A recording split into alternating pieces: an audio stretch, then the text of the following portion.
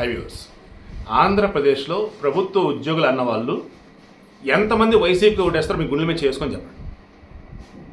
టీచర్లు కానీ ప్రభుత్వ ఉద్యోగులు కానీ ఎవరైనా కానీ ప్రభుత్వం నుంచి జీతం తీసుకుంటున్నారా వీళ్ళు అంటే అందులో యువజన శ్రామిక రైతు కాంగ్రెస్ పార్టీ వైఎస్ఆర్సీపీకి ఓటు వేసే వాళ్ళు ఎంతమంది, జగనే మరలా ముఖ్యమంత్రి కావాలని అనుకునే వాళ్ళు ఎంతమంది? మనస్ఫూర్తిగా చెప్పండి. మీరు 100లో 10 మంది ఉంటారా? 5గురు వైసీపీలో చూడడానికి కింద కామెంట్ పెడతారు, భలే వాళ్ళండి మొత్తం ఆ జగన్కి వేస్తారండి, చూద్దాం పెడతారా లేదు. వాసవి ఆన్లైన్ సర్వీసెస్ మా వద్ద పాస్పోర్ట్ వీసా సర్వీసెస్ కలవు. వీసాలో 99% అప్రూవల్ సక్సెస్ రేట్ ఉంది. Please contact 8019482544. విషయం ఏంటి? పాఠాలు చెప్పాల్సిన టీచర్లని ఏ మందు అయితే తాగకూడదని చెప్పి పాఠాలు చెప్పే టీచర్లు తీసుకెళ్ళి మందు షాప్ దగ్గర డ్యూటీ చేయించాడు. పాఠాలు చెప్పాల్సిన టీచర్ల చేత స్కూళ్ళలో మరుగుదొడ్లని అవన్నీ ఇవని చెప్పేసి ఫోటోలని అది హడావుడి అది చేశారు. అండ్ వాళ్ళకి ఇన్ టైంలో జీతాలు పడకపోతే ఇదేంటి రావడం ధర్నాలు చేద్దామని అంటే వాళ్ళ మీద లేనిపోని కేసులు పెట్టి గృహ నిర్బంధం చేసి ధర్నాకు కూడా రానికుండా నిరసన కూడా రానికుండా ఇబ్బంది పెట్టారు. మీకు సిపిఎస్ రద్దు చేసి ఓపీఎస్ తీసుకొస్తామని చెప్పి 4.5 సంవత్సరాలు వెయిట్ చేయించి జీపీఎస్ చెప్పి తీసుకొచ్చి పెన మీద నుంచి పొయ్యిలో పట్టేట్టు చేశారు. అండ్ పిఆర్సీ అంటే రివర్స్ పిఆర్సీ అన్నట్టుగా ఏదో చేసేసి మరలా మీరైతే డబ్బులు రిటర్న్ అన్నట్టుగా ఏదో చేసి హడావుడి చేశారు.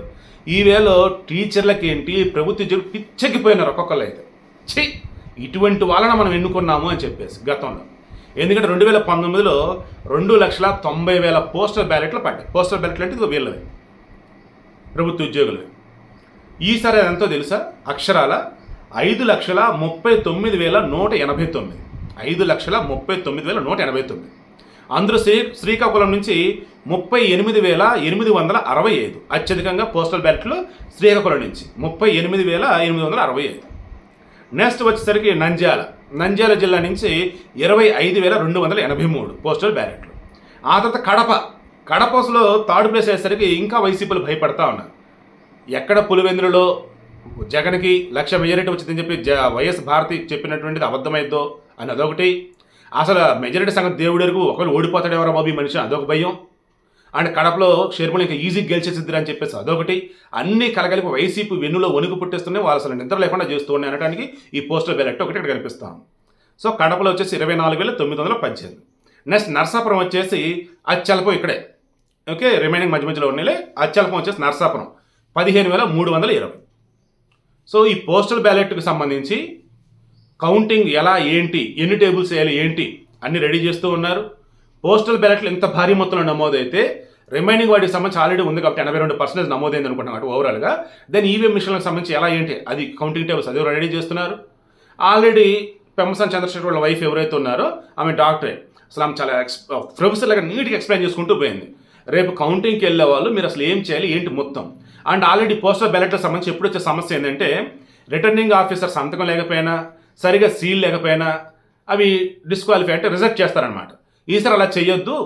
ఈవెన్ ఏమంటారు రిటర్నింగ్ ఆఫీసర్ ఫ్యాసిమెయిల్ కానీ లేదంటే ఇప్పుడు గెస్టెడ్ ఆఫీసర్ సంతకం కానీ డిక్లరేషన్ మీద సంతకం కానీ లైక్ ఇవన్నీ కూడా మీరు చూస్తూ ఉన్నప్పుడు ఎందుకు తేడా ఉన్నా సరే దయచేసి మీరు ఓటు రిజెక్ట్ చేయొద్దు, పరిగణలోకి తీసుకోండి. అది ఒరిజినలా కాదన్నది చెక్ చేసుకోండి. అతను అర్హత ఉందా లేదా చెక్ చేయండి.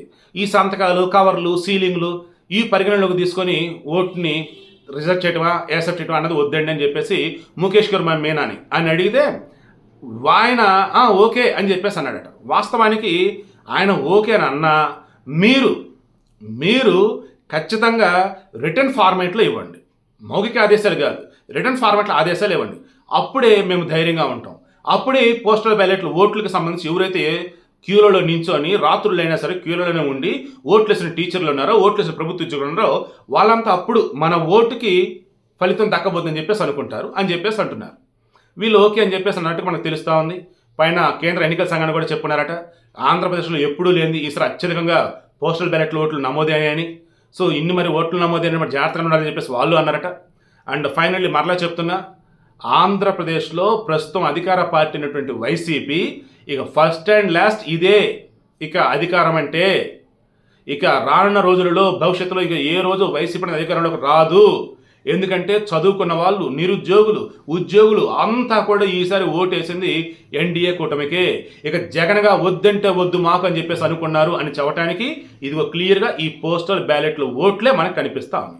ఈ పోస్టల్ బ్యాలెట్లు ఓట్లు ఇప్పుడు 5,39,000 కనిపిస్తుంది. సో 5,40,000 చిల్లర వేసుకున్నా దానికి డబల్ వేయండి.